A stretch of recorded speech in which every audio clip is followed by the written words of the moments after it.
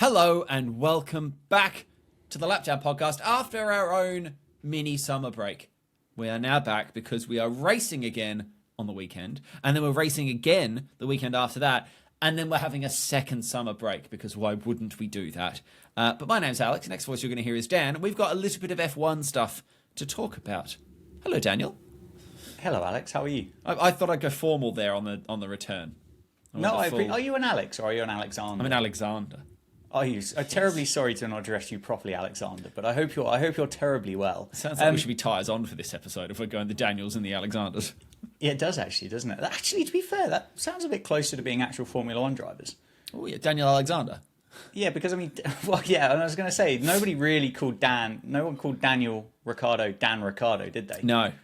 And it kind of feels like Alexander Albon still feels like something that gets slipped into commentary notes and TV broadcasting every now and again, and it's not just automatically Alex Albon. So maybe... I feel like Crofty does a lot of Alexander Albon business. Yeah, he loves a full name. Maybe abbreviating our names is the only reason as to why you and I are both not Formula One drivers. I think Let's not talk about money or talent or right place, right time or anything like that. It's because we shortened our names. But we have a Spa weekend to look forward to, and that's quite glamorous, don't we? Pack your slices of cucumber and your flip-flops and your robes because we're going to a spa. I tell you what, I do like that. I like that kind of little TikTok kind of montage thing of where it's kind of like, oh, I tricked my girlfriend into going to a spa weekend, and it's like scammer got scammed, and all of a sudden you've got these cars going off by Rouge. I like that a lot. I've got a lot of time for that. I can relate. It feels like something that I genuinely could do.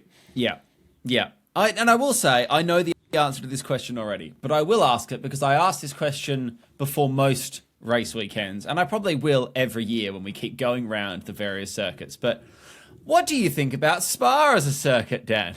I mean, when it's not underwater, it's brilliant, isn't it? Yeah. I mean, that was that 2 years ago now? It feels like 2 years ago, if not three, that it was that kind of farcical two-lap safety car aquaplaning montage, wasn't it? But genuinely speaking, it's a fantastic circuit, isn't it? And I'm looking forward to the Instagram announcement on Monday saying that Spa has been extended to 2063. Yeah, I don't know how close you are to getting that. Well, I think it's on a road, aren't they kind of? I feel like it's more likely to go the other direction. Is that for some reason, we know the reason, money. They just seem to be insistent on getting rid of these kinds of circuits, which is insane. You get less rappers, WNBA stars, and Premier League footballers camping in Euro hike tents in the Ardennes forest that you do staying in villas and suites on the Las Vegas Strip, don't you? So kind of feels like that's where the problem is. That we know the solution: deforestation. Cut down all the trees, build the hotels down the Kemmel Strait. Perfect. Spa stays on the calendar for ages. Do you like Spa? Are you good at it on the F1 games? That's probably the biggest kind of judge and yardstick of the podcast. There are a couple of turns that I struggle with. I like it, but I will get you the numbers of the turns that I struggle with because it's the same ones every time. Names, please, because they do have corner names like I can provide that. Yeah. I mean, there are some names as we go around here. Yeah. So I'm very good at the Kemmel Strait. Oh, you? Yeah, I thought you might be. Yeah, I can do that bit. I hit my lines perfectly on that until I get to Le Combe. Yes. Yeah. That breaking point, I don't think I've ever correctly turned into what is officially corner 7, which puts me out of position for corner 8. Which, guess what?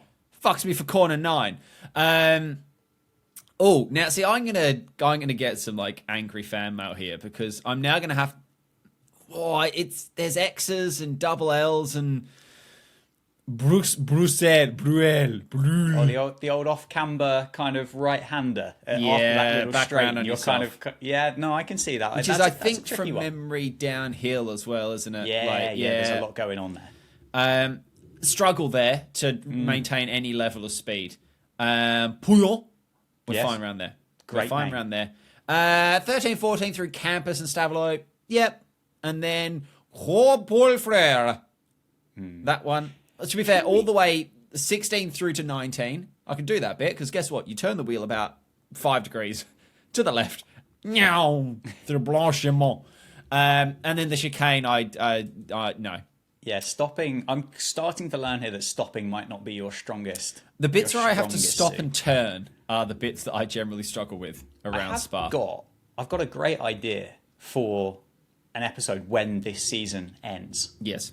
Well, I think we need to go through and we need to come up with like a top 20 corner names on the Formula One circuit, because it feels like Stavelot and Blanchimont should be kind of in that top 5 quite comfortably. It's not quite an Acqua Minerale, but I don't know whether Acqua Minerale does it stay anymore since Imola's been binned. I don't know.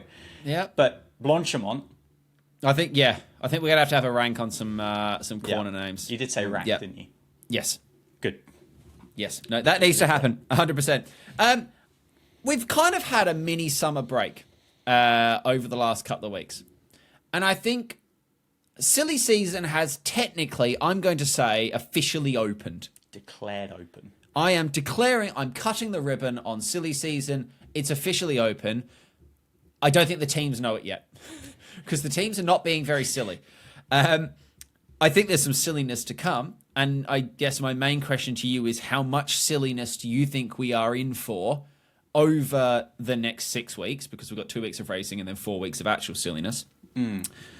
How much silliness are you bracing for? Or do you think, as F1 fans, we're all hard bracing for silliness, but actually we're going to have a very serious summer break?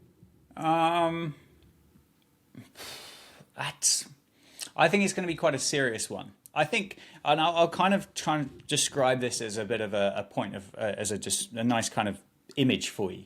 You know, like those pieces of art that people create with dominoes, and then they flick the first domino and then it all kind of goes and everything like falls afterwards, and it's really satisfying to watch. We had that last year, but the person building the set of dominoes only had about 8 dominoes stood up by that point, and their 7-year-old walked past and just booted the first domino. And all of a sudden then they were frantically trying to put things into place quite quickly afterwards. And we ended up with silly season from the opening weekend of the year, didn't we? When Hamilton kind of announced the fact that he was off, or Ferrari announced he was, whichever way it worked. This year, I think whoever it is that's creating it is getting through to the final few pieces. Somebody has started the dominoes, because Christian Horner has been booted out. So something's happened there. But I think we're going to be in for more of a bit of a graceful... Basically, what they've done is they've locked the door and the toddler's been kicked out of the room. And there's no chance of it kind of falling over early. Yeah. I think it all hinges... The silliness all hinges on Max, doesn't it? Which I understand is not exactly deep insight from this podcast, which will come as a surprise to some people. But it's literally, he is the first domino, isn't he? And I think, but regardless of which direction he decides to fall as a domino, I still think there's an element of cascade that probably comes from that. I guess follow-up question, and we have to divide this into 2 parts, I think. Let's assume Max stays at Red Bull. Yeah. How many other seats do you think change for next year? Or do you think, actually, if Max stays where he is, we pretty much stay as we are, plus Cadillac, obviously, but we pretty much stay as we are for next year? Or do you think there are other surprise rogue moves? Get it? I do get it. Banter. I do get it. And pronunciation. I think if Max doesn't move, I think we're pretty much locked in for 2026. I don't see much changing. I think if Max moves, I think there are clearly there are then more positions to fill, aren't there? And more people will have to move in order to fill those slots. I suppose the big thing is, and we've not really spoken about it, but it is all linked up, is the fact that since Horner got given the boot by Red Bull, and we'll talk about that a little bit more in just a moment, but were you expecting something to have happened with Max already by now? Whether it was a don't worry guys, I'm staying put, I'm Red Bull till I die, cut me open, I bleed taurine and whatever that kind of other stuff that goes in there. Or were you expecting Jos Verstappen to come out like he normally does with a sledgehammer to crack a walnut and go, well, we might still move anyway? I was expecting something. And I don't even know if what I was expecting was Max related, but I kind of thought that there were more pieces to the puzzle than just telling Horner to fuck off. Amazingly for me, I think, is that the absolute cunt fossil hasn't opened his mouth on anything yet. Like, we've got, like, Helmut said nothing, which is almost, that's more alarming, I think, than anything else. that do you he's kept his mouth shut for an once. NDA, or do you reckon he's just currently locked in the basement of Red Bull HQ in Austria? Helmet or Christian? Well, helmet. But I don't even know if the bloke understands an NDA based on the way he's acted in the past. He doesn't seem to have much care for these things, then, right? Yeah, I agree with the sort of initial sentiment though, that I think everyone, I don't think it's an unusual thought that we kind of thought that was like this, that was the lights going out, right? Christian Horner leaving, there had to be follow-ons. And there was kind of follow-ons in that, weirdly, like their director of communications and like the marketing bloke followed him out the door, which, okay, I didn't think their social posts were that bad, but fine, if the social strat's not working. Which suggests that they were just sort of his cronies, and either they were sacked or they sort of jumped alongside in some sort of blood ritual. But yeah, I'm not going to say we've all forgotten and moved on, because we obviously haven't, right? And I'm sure it will dominate the news cycle when we actually get into, Thursday's interviews and Friday's testing and all the rest of it.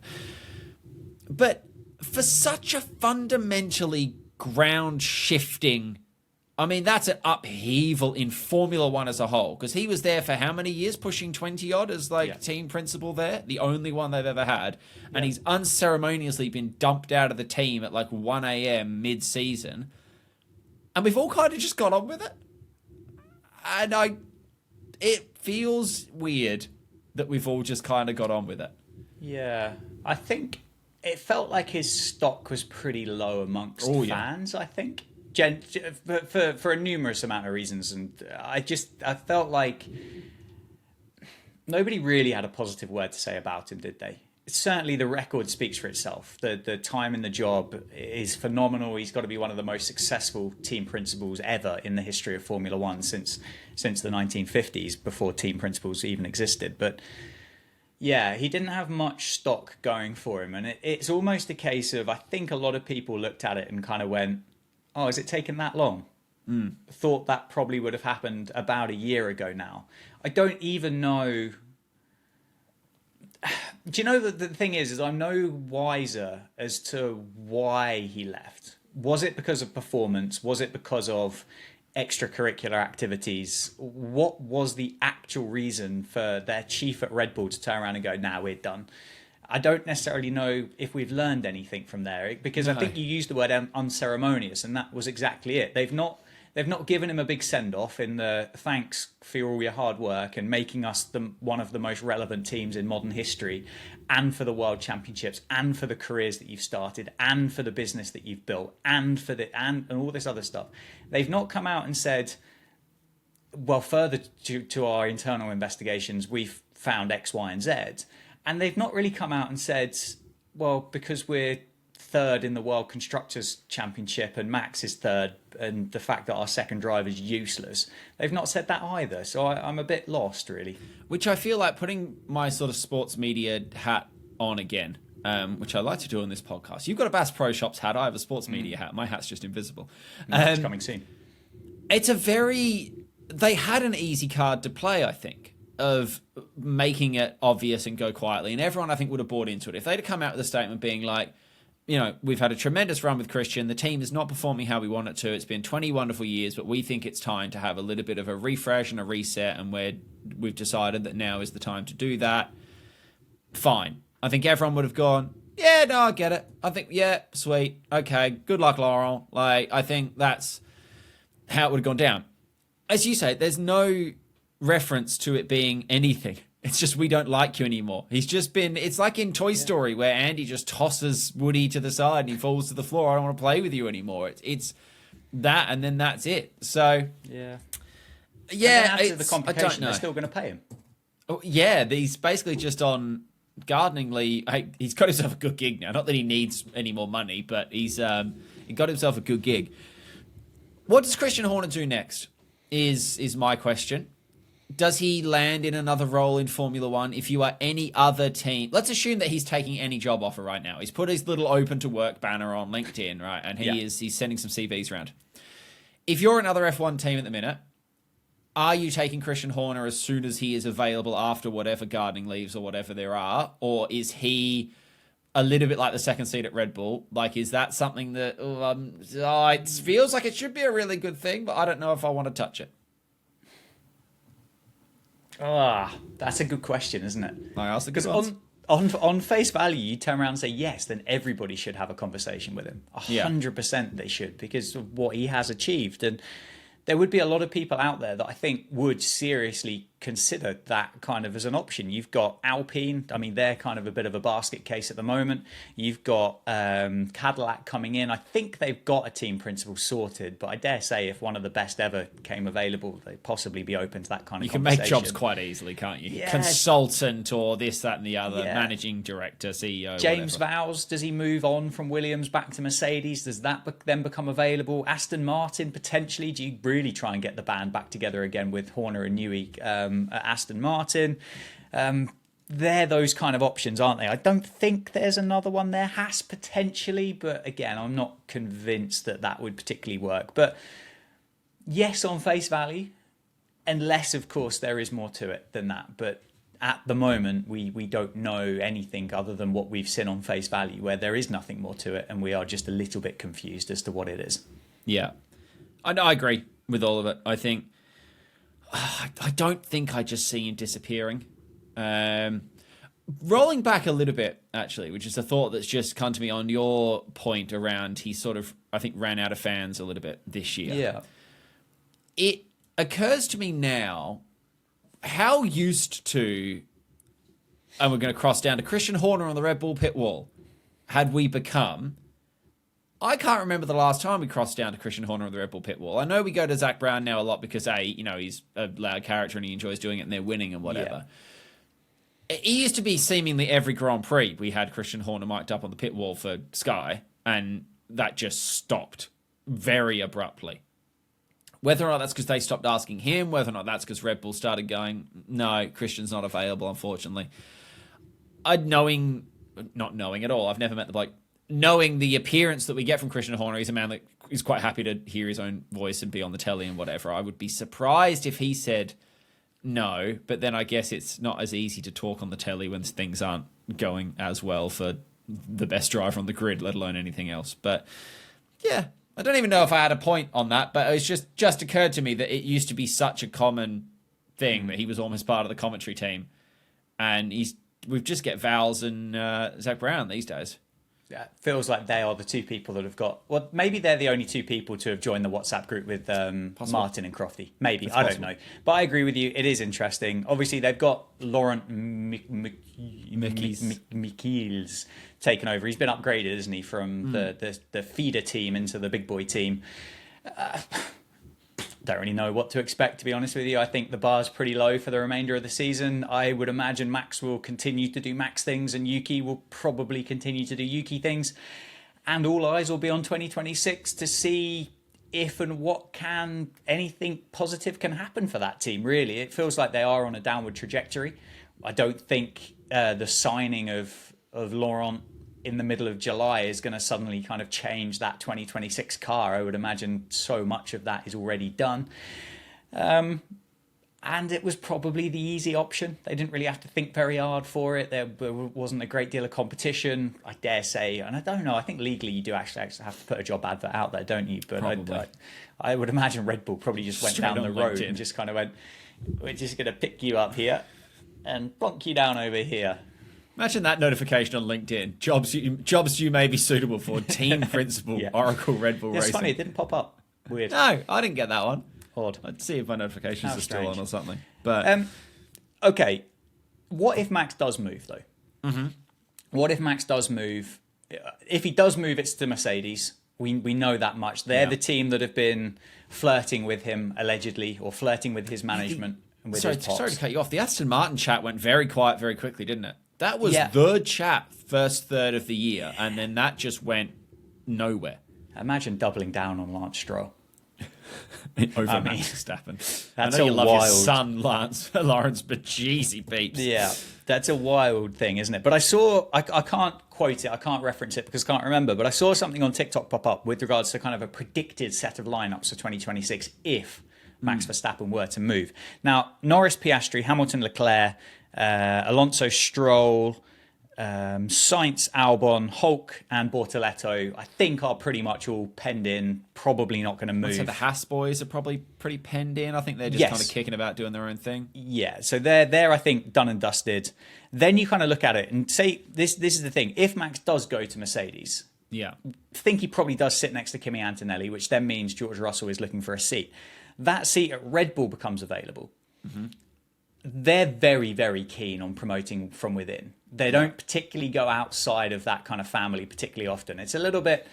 The gene pool's quite small, isn't it? There's a few web fingers and web toes in there. It's like they've grown up on the Isle of Wight. But that's kind of how they work. So you'd assume that isn't an option for Russell. So Tsunoda potentially stays, or Tsunoda stays, and then Lawson goes back to that Red Bull main team. He gets the bump back up.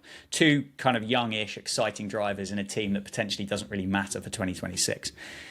Russell then finds himself at Alpine with Pierre Gasly, because we are running out of options if it's not Alpine. We are running out of options, yeah. Genuinely.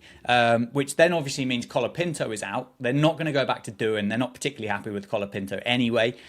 Red Bull want Colapinto. So Hadjar stays at the Racing Bulls or the V-Carbs or the whatever they decide to be called on whatever day of the week it is.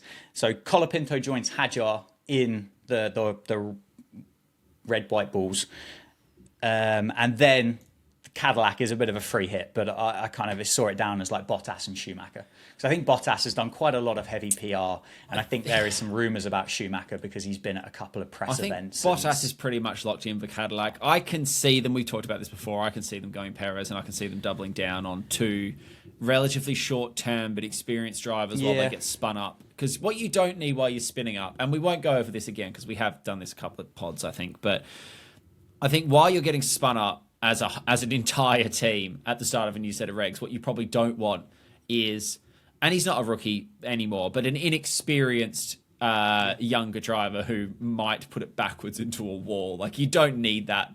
You need two drivers that sort of know where the edges of the track are and try to stay within it. What do you think about the rest of it, though? All of it is quite easy to agree with, I think. I don't even really know if, apart from Max, I know what the other pin is in that grenade. No, he's the whole thing. But then even after that, is there another one that sets a certain path off? Are there touch points on that? But I don't even think there are. I think it gets into a little bit of names in a hat territory of, okay, lads, we've got 5 more seats available. Right, stick your hand in, or you're going to Mercedes. I think Colapinto is maybe the slight outlier, and I say that knowing that we already upset Argentina in the last one, even though they forget that he is our preferred driver just for the time being. We got someone's now semi-fact checking us, by the way. We got tagged in a video of his onboard a couple of days ago on TikTok. I don't know if they were doing that as info or to try and call us out because they just tagged us, but we got tagged. What was he doing with the onboard? He just starts coming on the radio saying, what the fuck's going on with the car? The car's not working. This is the same thing as Barcelona. Okay. Basically, he sounded quite upset. I'm not going to disagree with any of it. To be perfectly honest, the only thing I could maybe see is them moving Hadjar up over Lawson into the Red Bull seat. We'll have a little chat possibly about Hadjar in a second. I mean, he is the only driver outside of what you would probably call the big 6. Yeah. Both Ferraris, both McLarens, Max Verstappen and Russell are the only other drivers to not go out in Q1 this year, apart from Isack Hadjar, who just, even on the graphic I saw, and I can't reference the graphic, I don't know whose graphic it is, but he's just by himself on the bottom of the graphic. There's 6 faces and then just Isack, he's just sitting on the edge of the friends group. And I get it, that does make sense, but come on now. I know it's 7 drivers and that's hard, but let's do a 3 and a 2 or 3 and a 4 or something. Let's not just stick him on his own at the bottom. The fuck's that guy doing here? Shout out to Isack Hadjar. I could see him getting that promotion if a seat comes up, because I think ceiling-wise, you would have to say on what we've seen this year, his ceiling is probably higher than Leon Lawson's. The other consideration is that Yuki doesn't keep a Red Bull seat full stop, and that Yuki gets carted out, and then we have Hadjar and Lawson at Red Bull, or Lindblad is their other one. They've got a few, haven't they, kicking about? But yeah, no, surely it all happens in the summer break. It's got to get silly.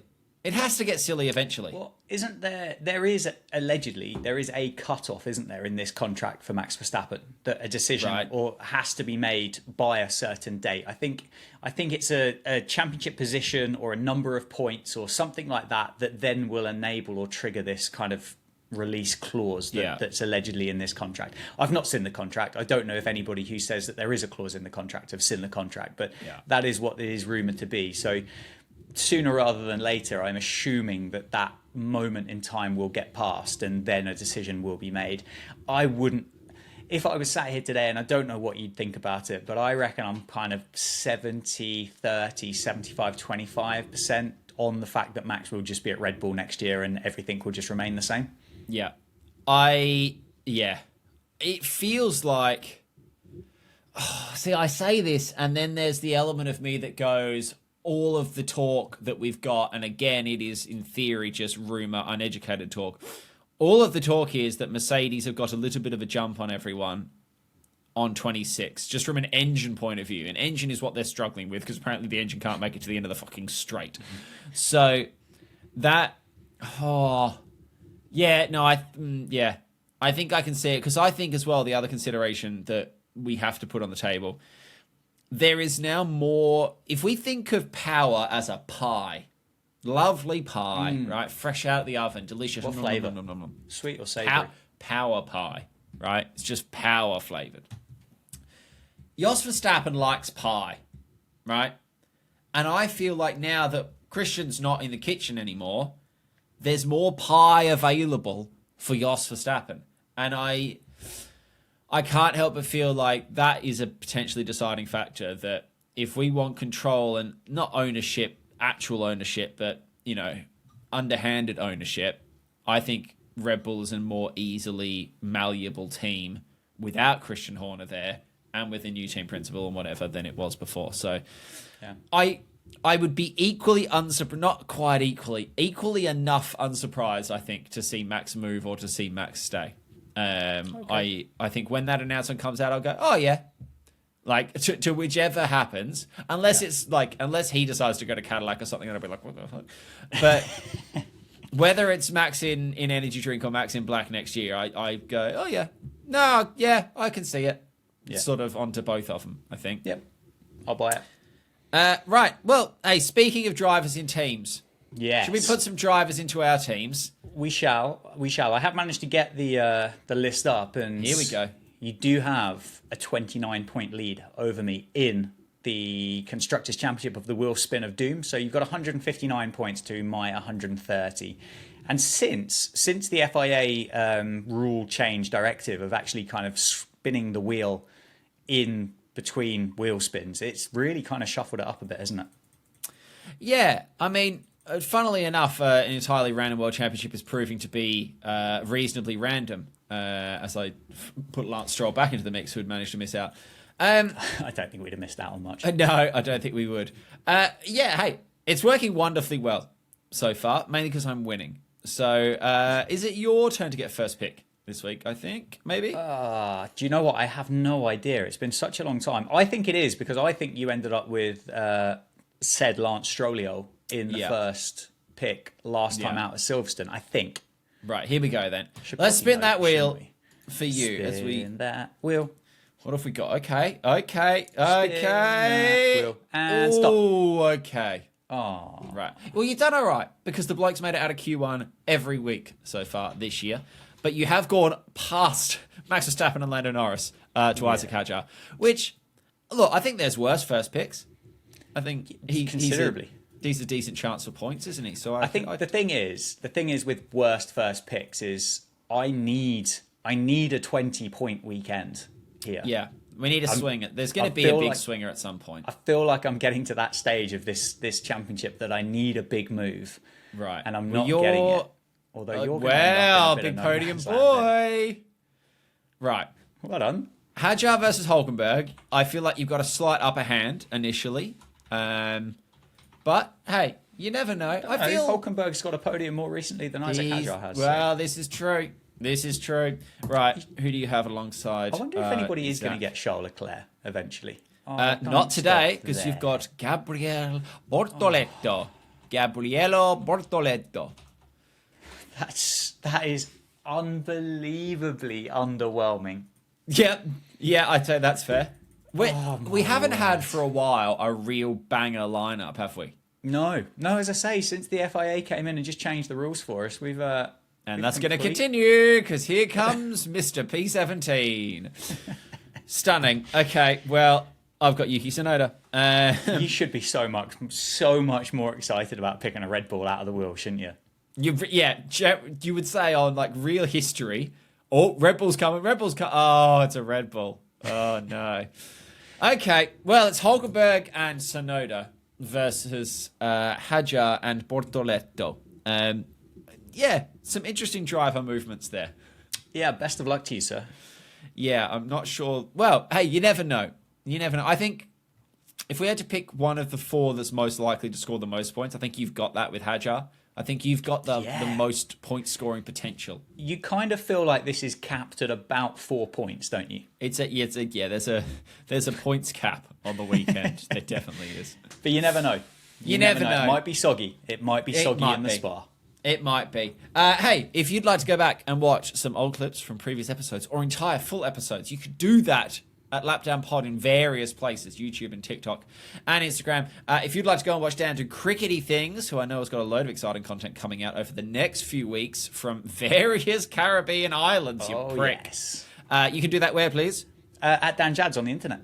That's where you should go and do that. Are you still playing games? I am still playing games. We're still doing road-based things. I built a little Lego car on stream. Did you? Now, for those of you watching the video, there it is in the background. How was it? Enjoyable? He's there. Yeah, good. All the bits fit together, all the bits are in there, and the bits match the instructions, which was weird. So, but if you want to see me play games on Twitch, twitch.tv/hey look, it's Alex. I'm going to give a plug to MediaBerry as well if you want to read me write tech reviews on various things and gaming bits, and some F1 sim stuff on there as well. MediaBerry.co.uk. Hey, have you watched the movie yet? I have not watched the movie yet. No, have you me watched neither. the movie? Marvellous. Okie dokie, Shay. Well, we will see. We've got a couple of episodes coming out actually in quick succession here because we are on a back-to-back doubleheader race weekend. So we will see you on Monday next week to recap Spa, where Hulkenberg is going to go back-to-back podiums, I'm sure. And then, a little bang, bang, bang, and then it's summer break. So have a wonderful couple of days, everybody. Have a wonderful race weekend, and we'll see you on Monday. See ya.